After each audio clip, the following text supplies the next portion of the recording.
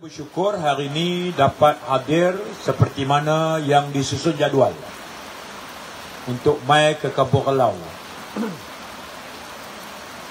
Daerah mengundi Kelau ni ada lebih kurang 6-7 buah kampung. Memang prestasi yang lepas-lepas. Kampung ini tidak memberikan undi yang besar kepada saya dan kepada pembangkang. Namun kebelakangan ini kita nampak ada perubahan yang cukup jelas. Kesediaan pengundi sekitar daerah mengundi Kelau ni untuk beralih kepada Pakatan Harapan, insya-Allah. Kita cuma nak kena buat kerja lebih sikit aja lagi daripada yang biasa. Caranya adalah sampai ke rumah-rumah dan berjumpa dengan seberapa ramai pengundi di kawasan Kelau ini. Itu je cara dia. Dan itulah yang saya duk buat. Misalnya dalam jadual hari ini, saya mula dengan 5.30 di Masjid Farid Nibong.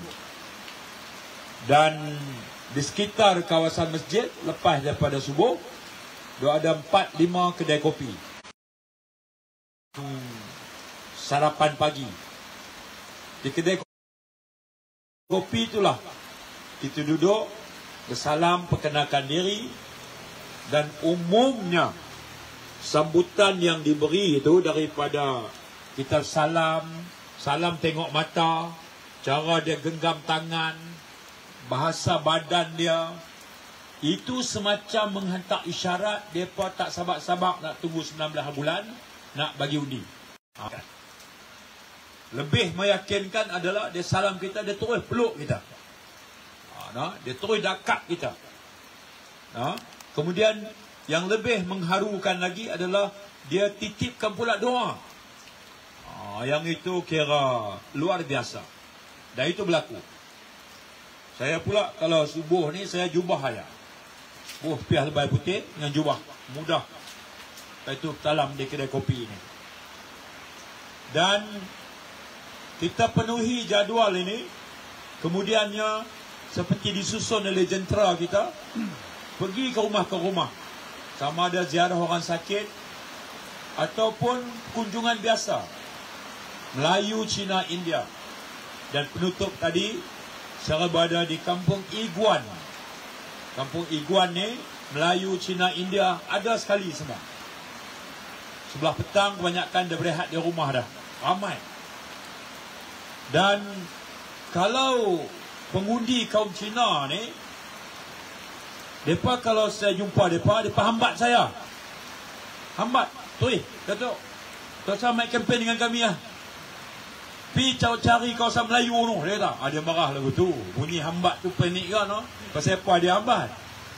Dia rasa kita bikin kempen kat dia tu macam buang masa. Tak sah. Pasal dia nak bagi dah. Bukan saja nak bagi. Bagi bersungguh-sungguh. Habak anak dia kerja Singapura akan balik. Anak dia yang duduk di Pulau Pinang dia dah bagi tahu dah. Anak dia duduk Kuala Lumpur, dia habak dah, peringat dah balik awal. Sampai tara tu. Yang ni pengundi-pengundi daripada kaum Cina. Itulah yang saya terima masuk hari kelima kempen ni. Kaum India juga menyaksikan satu kebangkitan sokongan yang kuat. Ni saya cerita kuliah anak baru. Sebab daripada hari mula penamaan calon sampai lah, saya cuma berjalan, berjumpa, bersalam, kenal diri. Dan daripada sambutan itu memberikan keyakinan kuat bahawa sokongan daripada dua kaum ini sangat-sangat meyakinkan. Mulanya saya agak risau sambutan daripada kalangan pengundi Melayu. Terutama bila diserang bahawa Pakatan Harapan ni kalau hampa pakah naik DAP. Dia berikut tu. Orang Melayu ni emotif. Dia ni disebut habis. Hampa pangkah lah Harapan DAP belakang tu. Lepas ni Raja Melayu tak ada semua. Ayat pertama. Yang kedua, lepas ni Islam nak jadi apa kita tak tahu ni. Yang kedua. Yang ketiga, kalau ada DAP komunis lah tu. 4. Yang keempat, dia kata kalau naik Harapan, Anwar belakang dia DAP, orang laki-laki boleh kahwin dengan laki-laki, perempuan boleh kahwin dengan perempuan. Sampai tara tu, hak sebut tu pula jubah dengan kepiah lebat. Hak nak jawab ni orang macam kita. Dia kata takkanlah pakai jubah dengan lebay menipu. Dia pergi tu, orang Melayu punya logik. Nah, tu dia punya ni. Tambah yang kelima pula, pasal apa tak boleh sokong Harapan ini? Pasal pemimpinnya tidak beriman. Pula dah. Komunis tak beriman, nak hapus Islam, nak hapus Raja Melayu. Orang Melayu ni, kita duk ingat belah kampung aja hak terkejut. Termakan. Hak duk kerja pejabat besar tu pun termakan juga. Sampai tara tu. Nah, isu pokok di negara kita ni apa dia? Isu pokok dia. Dari segi ekonomi, isu pokok, duit kita jadi koi murah. Malu kita banding dengan Siam pun kalah. Banding dengan Singapura pun kalah. Banding duit England pun kalah. Banding duit Amerika pun kalah. Sambil berkempen ni, kalau 19 hari bulan ini, tak dapat juga pada Harapan naik barisan atau perikatan, duit kita ke merudum terus. Apa kaitan dengan orang Kampung Kelau? Ada kaitannya. Sebab, misalnya, makanan di negara kita bukan cukup. Kita terpaksa beli daripada luar. Istilahnya kita import. Sayur kita import. Susu kita import. Ikan tak cukup, kita import. Beras yang kita makan tu pun kita import. Bila kita beli dari luar, duit kita tak laku. Kita kena tukar dengan duit Amerika. Kalau dah ringgit kita murah, maknanya kita kena bayar lebih untuk dapat barangan tu. Dan bila barang tu sampai pula di meja pekedai, kita pergi beli, maka dengan sendirinya harga barang jadi makin mahal. Ini isu pokok. Yang kedua, harga barang makin mahal. Bekalan telur ayam pun tak ada.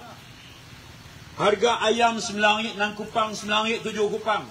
Di setengah tempat mencecah RM10. Yang ini soal makanan atas meja. Dia duk saji kat kita, Islam terancam, Raja-Raja Melayu ada orang nak jatuh. Jadi rakyat terlupa bahawa kesan sara hidup, harga barang mahal ini, rakyat tak boleh tumpuan lagi. Hanya sedap lepas pelang raya. Yang ketiga, isu di negara kita ialah anak-anak kita habis mengaji universiti, tak ada kerja. Nak ada kerja lagu mana? Pelabur pilih Indonesia, pelabur pilih Vietnam, pelabur pergi ke Siam, tak singgah ke Malaysia. Bila tak ada, peluang kerja tak ada. Anak kita mengaji universiti, mengaji komputer, mengaji kejuruteraan, mengaji otomotif, mengaji segala bidang. Ni saya duduk turun ni, ke rumah-rumah ni, sepanjang kempen ni, ada yang baru habis mengaji universiti, baru habis latihan. Ada yang dah habis mengaji 3 tahun. Ada yang habis mengaji 4 tahun. Apa keadaan dia? Ni baru kuliah mendak baru, belum Malaysia lagi. Apa dia bercerita? Datuk, saya dah habis mengaji 4 tahun dah. Minta kerja semua tak dapat. Tak ada, ditolak. Duka cita. Tak ada peluang kerja. Yang pertama. Akibatnya, walaupun saya lulus kejuruteraan otomotif, saya terpaksa bawa Grab. Itu dipanggil underemployment. Kerja yang dia buat tak sepadan dengan kelulusan tinggi yang dia mengaji. Ini masalah dalam negara kita. Ini kelompok umur 23, 24, 25, 26 tahun. Di negara kita, mengaji universiti 4-5 tahun, habis mengaji tak ada kerja.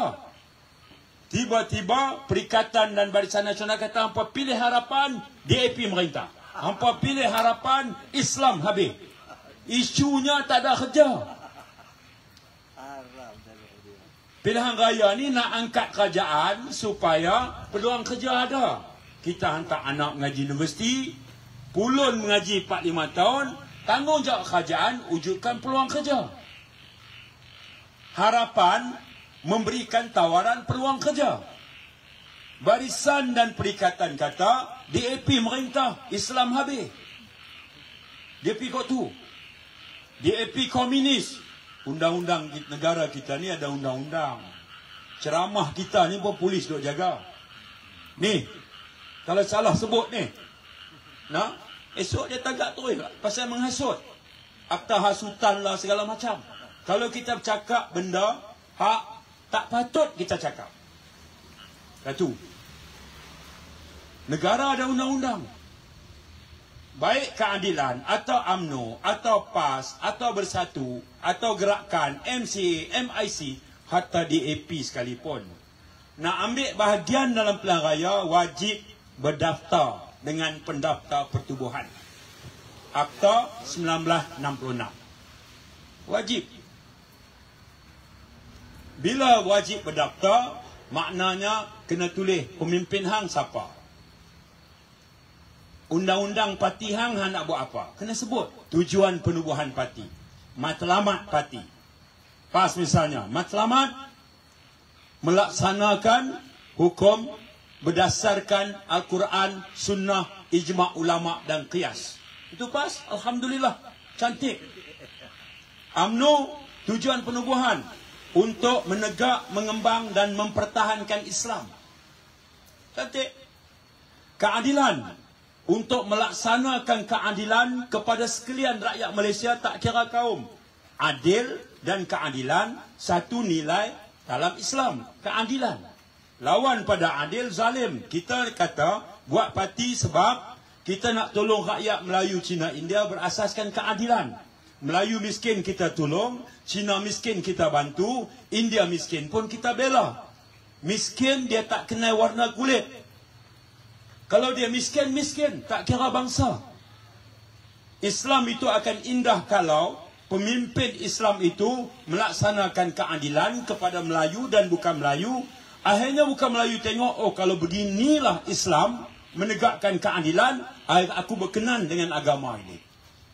Keadilan, kita kata tujuan buat parti untuk melaksanakan keadilan. Cantik. DAP kata kami buat parti untuk memperjuangkan prinsip-prinsip demokrasi dalam parti berasaskan perlembagaan persekutuan. Jelas. Nah, tiba-tiba mai satu parti dia kata DAP komunis. Komunis gerakan yang diharamkan dalam negara. Lah tak ada lah, diharamkan. Selepas perjanjian damai, rundingan Hak Nyai yang melibatkan Tan Sri Rahim Noor dan pasukannya, komunis kemudiannya bersetuju letak senjata. Dan sebahagian daripada mereka, kerajaan UMNO bagi tanah lepas tu. Ingat tu. Komunis, hampa keluar semua daripada hutan. Pasal ketua polis mengetuai perundingan, cukuplah perang, berpuluh tahun dah. Nah, askar duk perang dengan mereka, polis duk perang dengan mereka. Cukup sampai satu masa, kerajaan kita, kerajaan UMNO kata, cukup. Tak mau perang dah. Pergi berunding dengan komunis. Akhirnya, Parti Komunis Melayu kata kami pun tak mau dah. Cukup, letak. Sebagai balasan, mereka tak serang lagi. Mereka tak perang. Mereka dapat tanah. Siapa bagi? Kerajaan UMNO bagi. Nah, boleh tanah pun. Ha? Bekas askar di negara kita pun ada, tak boleh tanah lagi. Komunis boleh dah. Saya tak pernah bawa tajuk ni pasal relau ni orang Melayu. Nah, komunis cukup tak perang dah, cukup. Keluar daripada hutan semua, keluar. Nah, ambil tanah. Dapat tanah, steady lah dia. Baguslah. Dari segi keamanan bagus. Sebab keutamaan pemerintah mesti menegakkan keamanan. Bila mereka tak perang lagi, keamanan terjamin. Dulu-dulu kita cerita gerakan komunis ini. Bunuh rakyat yang tak bersalah. Lah dah tutup dah episod itu. Gerakan parti komunis, gerakan komunis adalah gerakan tidak mengikut undang-undang. Kerajaan kita haramkan. Nah, tiba-tiba pilihan raya hak duduk jalan ni DAP komunis. Hak sebut tu ada serban, ada jubah. Hak kalau khutbah Jumaat, ittaqullah, ittaqullah. Tiba-tiba senapah ya, komunis. Dia tahu gerak komunis sebagai satu gerakan dah tak ada dah. Kalau pemikiran komunis, tak ada siapa boleh padam Nak padam lu mana dalam kepala dia. Nah, pasal apa dibangkit yang ni? Sebab dia tahu orang Melayu masih ada lagi yang kalau dia umpan dengan sentimen lagu tu termakan. Tak mau pikat panjang dah. Nah, tak mau pikat panjang. Harapan belakang DAP komunis. Selesai. Itu dia. Isu rakyat, isu negara, kemiskinan, peluang kerja, ekonomi, itu tak ada dalam kamus dia. Sebab itu kita kata pilihan raya ni adalah pilihan raya nak pilih sebuah kerajaan yang bersih dengan rasuah. Calon harapan kami ni, Anwar Ibrahim kata nak jadi calon. Boleh? Hang tolong isytihar harta hang. Rumah berapa biji, kereta berapa biji, duit dalam akaun berapa biji, berapa duit, dan dari mana hang dapat duit tu. Lepas tu cop Pesuruhjaya sumpah sign. Tu dia, baru dapat surat bertanding. Tak ada ruang lah hang nak jadi kaya kalau masuk parti Keadilan dan Harapan. Tak ada ruang. Parti UMNO tak isi harta. Calon dia ni, termasuk calon hak bertanding empat kita ni. Tak ada. Tak ada isi harta. Calon Keadilan, Saifuddin Nasution, saya isi harta dan cop Pesuruhjaya sumpah. Tonton nak tahu duit saya banyak mana, harta saya banyak mana, masuk dalam website Parti Keadilan Harta Saifuddin. Kurang sikit pada harta Ismet Ulam Raja. Tu je. Nah, berapa banyak harta Datuk Moha? Kita tak tahu sebab dia tak isytihar. Berapa banyak harta Cikgu Ulan? Kita tak tahu. Menjadi kaya tak salah. Islam tak larang jadi kaya. Sahabat Nabi Abdul Rahman bin Auf kaya. Saidina Abu Bakar kaya. Kaya. Saidina Umar kaya. Kalau tak kaya, macam mana ada hadis bila nak pergi perang, Nabi kata, siapa di kalangan kamu yang nak infak harta sebagai persiapan perang? Nah, Abu Bakar, berapa? Nabi tanya. Aku bagi separuh harta aku, ya Rasulullah. Unta ke apa, sebab tahu. Nabi tanya, hang ada apa lagi? Aku masih ada separuh, ya Rasulullah. Nah, kalau dia boleh infak harta, maknanya dia kaya lah. Abu Bakar, Nabi tanya nak bagi banyak mana? Nabi tak cakap Kedah lah, nasihatullah lah dalam ceramah ni. Aku bagi semua harta aku. Nabi kata, kamu ada apa lagi, wahai Abu Bakar? Aku masih ada Allah dan Rasul. Sebab itu Sayyidina Umar kata, mulai hari itu aku tak mau lagi challenge Sayyidina Abu Bakar, keimanan dia. Abdul Rahman bin Auf kaya-kaya. Jadi menjadi kaya tak salah. Jalan menjadi kaya itu mesti betul. Kaya bukan kerana merompak. Kaya bukan kerana rasuah. Yang tu tak boleh. Sebab itu bila kita jadi calon untuk rakyat pilih, benda tu biar jelas dulu. Dan Kulim Bandar Baru, satu saja calon yang isi harta untuk rakyat Kulim Bandar Baru nilai sendiri. Yang isytihar harta itu cuma seorang, calon Harapan Saifuddin Nasution. Calon parti lain di Kulim Bandar Baru tak isytihar harta sama sekali. Tuan-tuan kena berlaku jujur dalam menilai. Tengok calon yang betul-betul terbuka dalam mengisytiharkan harta dia. Barulah senang. 5 tahun lagi, tuan-tuan tengok balik. Harta Saifuddin ni bertambah atau lagu mana? Kalau bertambah luar biasa. Misalnya kalau hari ni dia ada aset rumah, tanah, saham, lebuk-lebak, tanggungan hutang dan sekian-sekian, dia ada lebihan 2 juta misalnya. 5 tahun jadi wakil rakyat, semak-semak, dia ada kekayaan 100 juta. 5 tahun main mana 100 juta. Waktu itu, tuan-tuan rentap saya turun, jangan bagi peluang, jangan bagi pijak bumi Kulim lagi. Itu baru betul. Baru betul.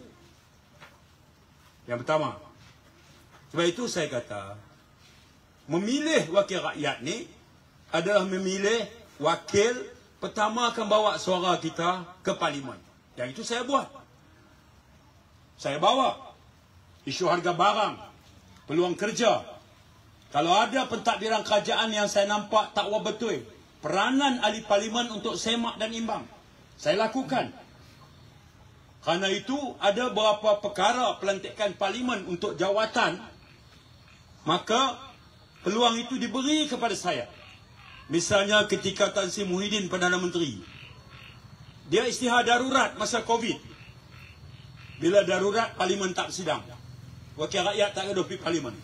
Daripada bulan 1 sampai bulan 8. Yang di-Pertuan Agong Tengku Abdullah kemudian melantik jawatan kuasa untuk nasihat ke bawah duli tuanku.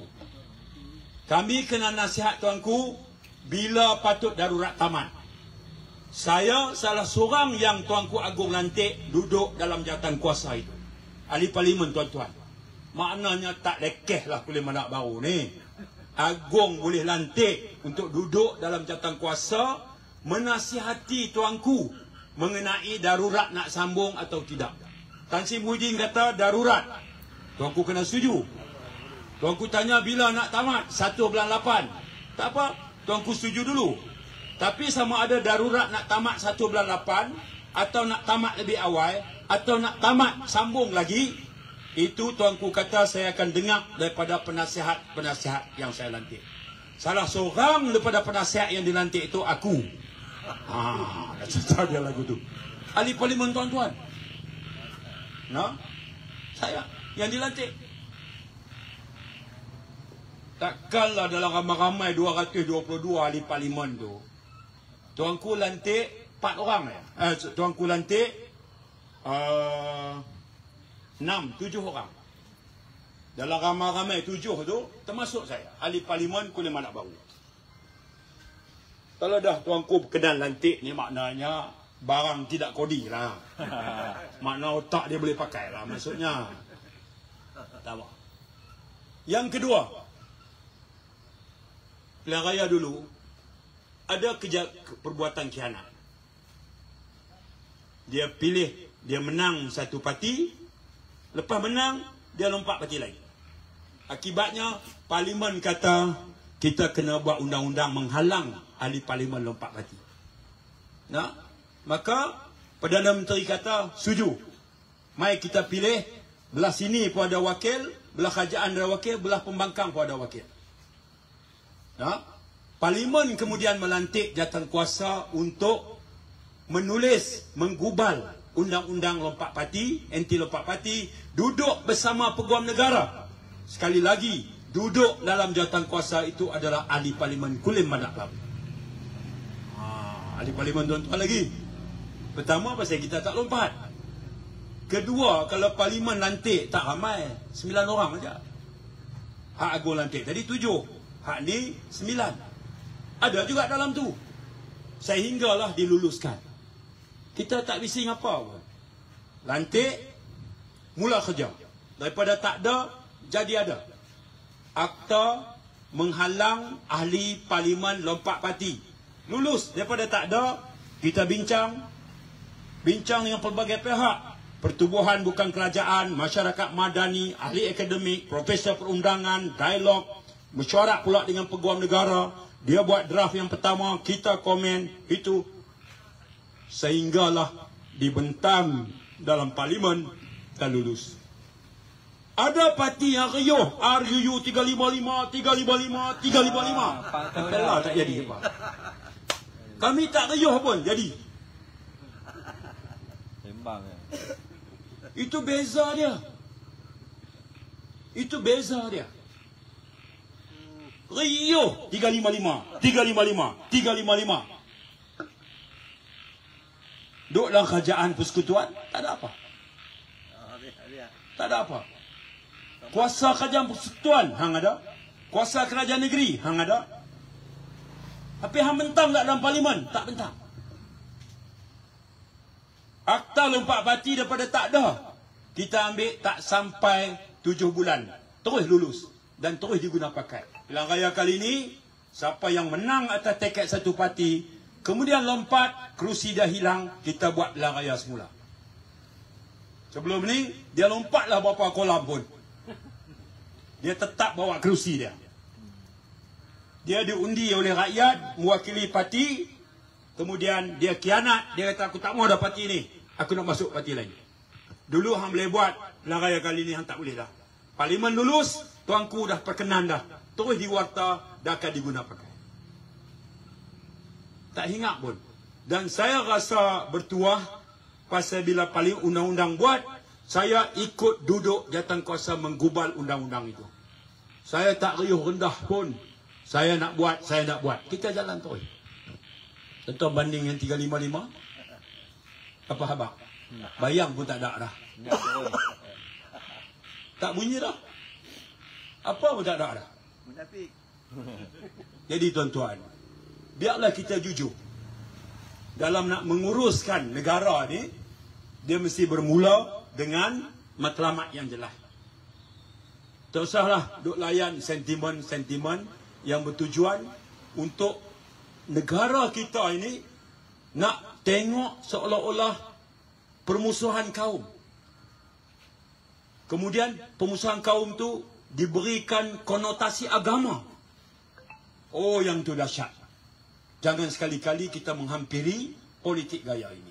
Jangan. Ya, bahaya. Sangat bahaya. Saya baru ni, poin saya yang terakhir, dihantar oleh Parlimen Malaysia untuk hadir persidangan ahli Parlimen dunia. Di mana? Di Kigali. Kigali tak mana? Di Rwanda. Rwanda di mana tu? Di Afrika. Tang mana? Sebelah Kenya. Jauh lah. Jauh dia tahu mana? Naik kapal terbang Kuala Lumpur, Bangkok. Bangkok Addis Ababa. Addis Ababa Nairobi. Nairobi Kigali. 38 jam aja naik kapal terbang. Baik. Bukan saya nak cerita yang tu nak tunjuk hebat. Dah. Kigali ni penduduk 10 juta. 97% menganut agama Kristian, 3% saja Muslim. 1994 bermula bulan April selama 100 hari. 3 kaum di negara itu, Hutu, Tutsi dan Tua. Hutu 85%. Sasaran dia adalah Tutsi. Dalam masa 100 hari bermula April 1994, kerana politik perkauman yang dimainkan oleh pimpinan politik puak Hutu, mereka bunuh puak Tutsi dalam masa 100 hari 1 juta orang. Sentimen kaum, sentimen permusuhan. Dia bukan sentimen agama sebab majoritinya Kristian.